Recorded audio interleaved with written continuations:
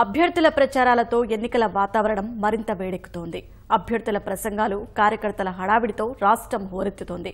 ఒక పార్టీ అభ్యర్థి వెళ్లగానే మరో అభ్యర్థి రాకతో గ్రామాల్లో పోటీ వాతావరణం నెలకొంది.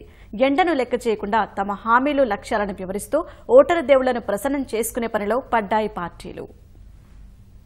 రాష్ట్ర వ్యాప్తంగా మైకుల మోత మోగుతోంది. విజయనగరం జిల్లా శృంగవరపుకోట, గజపతినగరం నియోజకవర్గాల్లో మంత్రి లోకేష్ బహిరంగ సభల్లో పాల్గొన్నారు. విజయనగరం ఎంపీ అభ్యర్థి అశోక్ గజపతిరాజు, గజపతినగరం ఎమ్మెల్యే అభ్యర్థి కేఈ నాయుడుకు మద్దతుగా ప్రచారం చేశారు. వైకాపా అధ్యక్షుడు జగన్పై విమర్శలు గుప్పించారు. ఇంత మళ్ళీ ఇబ్బంది పెడుతున్నారు, కానీ ఏనాడైనా జగన్మోహన్ రెడ్డి గారు, మోడీ గారు వ్యతిరేక ఒక్క మాట మాట్లాడారా? ఎప్పుడన్నా విన్నారా తల్లి? లేదు. ఎందుకు మాట్లాడలా? 31 కేసులున్నాయి తల్లి జగన్మోహన్ రెడ్డి గారికి. నోరు తెరిస్తే జైలుకి వెళ్తాడైనా ఏకంగా. విశాఖ ఉత్తర నియోజకవర్గం తెదేపా అభ్యర్థి గంటా శ్రీనివాసరావు భారీ ర్యాలీ నిర్వహించారు. ఇప్పుడిప్పుడే అభివృద్ది చెందుతున్న రాష్ట్రాన్ని నేరస్తుల చేతిలో పెట్టొద్దని కోరారు. శ్రీకాకుళం జిల్లాలోనూ ప్రచారాలు జోరుగా సాగుతున్నాయి. పాలకుంట తెలుగుదేశం అభ్యర్థి నిమ్మక జయకృష్ణ తరపున పార్టీ రాష్ట్ర అధ్యక్షుడు కళా వెంకట్రావు ప్రచారం చేశారు. మంత్రి కింజరపు అచ్చెన్నాయుడు టెక్కలి నియోజకవర్గంలో విస్తృతంగా పర్యటించారు.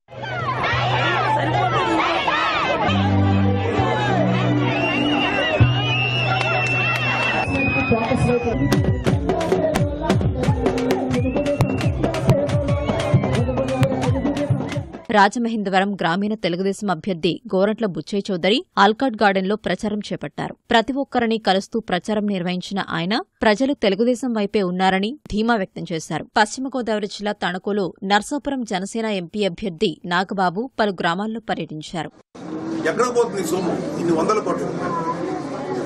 వీళ్ళ బినామీల పేరు మీద ఆస్తులు కొనడానికి, అంటే ఇతని కొన్ని బినామీలు ఉంటాయి, ఆడమిలు తెలుసు. ఇలా బినామీలకు ఆస్తులు కొనడానికి, ఆ మనీనేమో బ్లాక్ చేయడానికి, బ్లాక్ చేసిన డబ్బేమో ఎలక్షన్స్ లో ఖర్చు పెట్టి మళ్లీ పదవిలో రావడానికి, ఇది వీళ్ళు చేసే పని.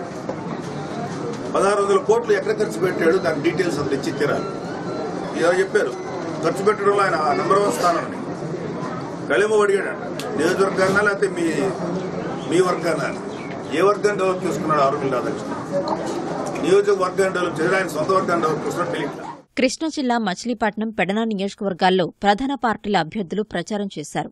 గత 5 ఏళ్లలో జరిగిన అభివృద్దే తనను గెలిపిస్తాయని మచిలీపట్నం తెలుగుదేశం అసెంబ్లీ అభ్యర్థి మంత్రి కొల్లు రవీంద్ర ధీమా వ్యక్తం చేశారు. మైలవరం మండలం చంద్రగూడెంలో తెలుగుదేశం అభ్యర్థి మంత్రి దేవినేని ఉమామహేశ్వరరావు రోడ్ షో నిర్వహించారు. అమరావతి నిర్మాణానికి అడ్డు తగులుతున్న వారికి బుద్ధి చెప్పాలంటే తిరిగి తెలుగుదేశంను గెలిపించాలని కోరారు.